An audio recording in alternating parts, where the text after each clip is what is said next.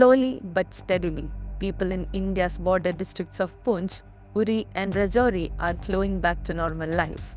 But it might take a long time to erase the memories of the troubles they faced. Shells from Pakistan started raining on them after India launched Operation Sindoor on May 7th. Many lost their lives and livelihoods. Many were taken to hospitals. Let's listen to what young Umaira Chauhan, class 6 student, describing her harrowing experience. और ये यहाँ से बाजू चली हुई है, ये मेरी ये जो हड्डी है ना यहाँ की, ये फ्रैक्चर हो गई है और कमर में काफ़ी दर्द है और ये सर पे लगी है। Now Chauhan wants to go to school with her friends, but she has to wait some more time as she won't be able to lift her bags because of pain. ये बहुत बुरा हुआ यहाँ दिमाग का, जो तो मोटर पे हुआ ना, इसकी वजह से बहुत बड़ा ब्लास्ट हुआ है यहाँ पर। मुझे बैग उठाने में मुझे डर लगता, बारिश में नहीं उठाने होता। Surankot, once seen as a quiet refuge far from the rage of conflict, was thrown into chaos when Pakistani shells rained down for the very first time. ये तो पहली बार ये भी बोलेंगे कि जो यहाँ के बोलते हैं हमने 47, 65, 71 की जंगें लड़ी हैं, लेकिन ये जो गिरा है ये पहली बार इतना धमाका जो हमने देखा और पहली बार ऐसा हुआ। Qari Muhammad Iqbal, who taught at Madrasa Ziaul Uloom in Poonch for 21 years, was shot and killed while trying to protect his students during the shelling. तो ये जब हादसा हुआ, ये सुबह 8 बजे के करीब हुआ, जब पुलिस यहाँ पे आके लगा तो कारी मोहम्मद इकबाल साहब जो थे वो बच्चों को यहाँ से निकाल रहे थे भाई। अच्छा, वो उनको निकाल रहे थे, निकाल के वो जो है अपने रूम में गए, रूम में उनको सामने अंदर जाके बैठे ही थे, तभी जाके एक उनको यहाँ पे लगा गले के पास, तो वो इंजर्ड हो गए। तो 3 बच्चे भी यहाँ पे जो है इंजर्ड हुए हैं। May 7 turned deadly in Poonch as a shell struck Sardar Surjan Singh's home while he and his son were sleeping. Both survived miraculously with minor injuries. Surjan believes his turban shielded him, but tragedy struck their cousin Amarjit Singh, who was fatally hit while trying to alert a neighbor. ये मेरी पगड़ी खुल गई, उतर कर वहाँ पर जाकर स्टेप अप कर। वो हम सुबह 4 बजे हम हॉस्पिटल गए, जो रेस्क्यू किया ना, जो पहला बम ब्लास्ट हुआ ये फॉरेस्ट हाँ, उनके जो पेशेंट है ना, हमने उनको रेस्क्यू किया हॉस्पिटल में, पापा के साथ है, पापा ने ही किया उनको। तो तकरीबन 6 बजे वो घर आए, उन्होंने वो यहाँ पर सोए थे, पापा मेरे यहाँ पर सोए थे। तो तकरीबन 7:40 का टाइम हुआ एग्जैक्ट, हमारे घर पर ब्लास्ट थे। ये मकान है? हाँ, इस मकान में ब्लास्ट हुआ, मेरे पापा इधर सोए थे, ये मेरे पापा की पगड़ी है, इसको लगा ये इनको लगा, तो ये बम था, तो ये था। जो शर्मिंग हुई थी, जो शर्मिंग नीचे हुई थी, तो नीचे मैं और मेरे फादर साहब बैठे थे। जैसे फादर साहब को कान के पास थोड़ी लात में लगी, मुझे हेड में, जैसे राइट साइड हेड बैक में भी लगी है, फ्रंट में भी लगी है, एल्बो में लगी थी, लेग्स में भी लगी थी। और ये शर्मिंग में जैसे ये पूरा एरिया डैमेज हुआ। जैसे ही शेलिंग में स्टार्ट हुई तो बिया ने बोला, क्योंकि बिया एक आर्मी पर्सन थे, आर्मी रिटायर्ड है, 18 साल उन्होंने आर्मी की सर्विस की है, और उनको पता है कैसे मोटिवेट करते हैं, कैसे करते हैं, क्योंकि वो हमको एक दिन पहले ही बता रहे थे। तो उन्होंने बोला सारे, जैसे मेरे ब्रदर्स हैं, उन्होंने सारे नीचे आ गए थे, सिर्फ वही रह गए थे, वही हिंदू अंकल थे, वो बोलते कि आप ही नीचे जाओ, कोई कभी भी ब्लास्ट हो सकता है। वहाँ पर गुरुद्वारे में बंदे थे, उनको भी बोला। तो जैसे ही उन्होंने हाथ ऊपर किया वैसे ही शेल गए। वो कहाँ पे थे? वो वहाँ पे खड़े थे, तो वैसे ही उनके शेल, उनकी बॉडी में 3 शेल लगे। 3 shell. By 4 a.m., patients from the shelling began pouring into Poonch Hospital.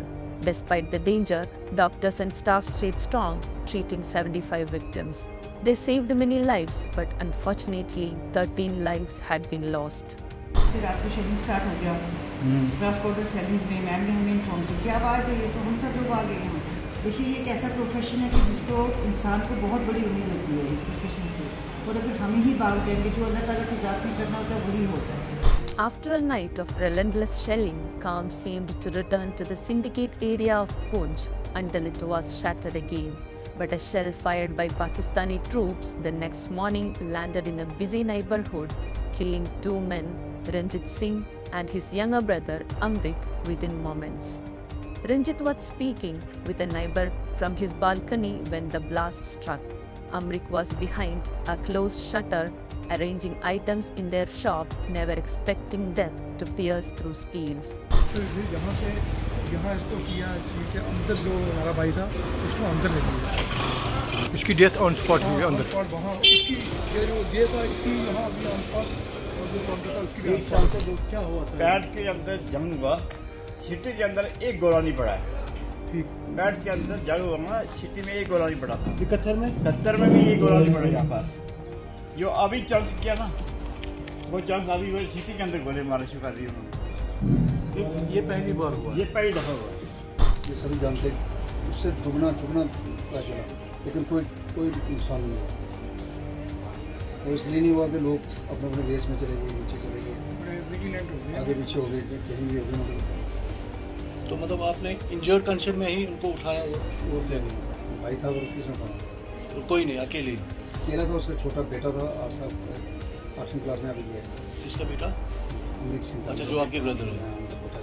Our reporter Fayaz Wani brings visuals from the home of Rajkumar Thapa, a Jammu and Kashmir Administrative Service officer aged 54, known for his dedication and humble nature. This is the house of ADDC Rajouri Rajkumar Thapa that was hit by artillery shell fired by the Pakistani troops in Rajouri town.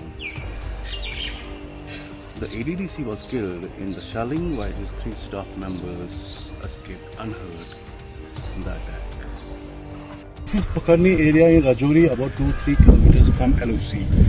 On early hours of April 9, this village came under the Pakistani troops shelling. And according to the locals, about 30 to 35 shells landed in this village within a space of 10 to 15 minutes. Hussein, a retired CRPF Jawan, said their quick decision to leave lightly saved their lives, calling it a stroke of luck.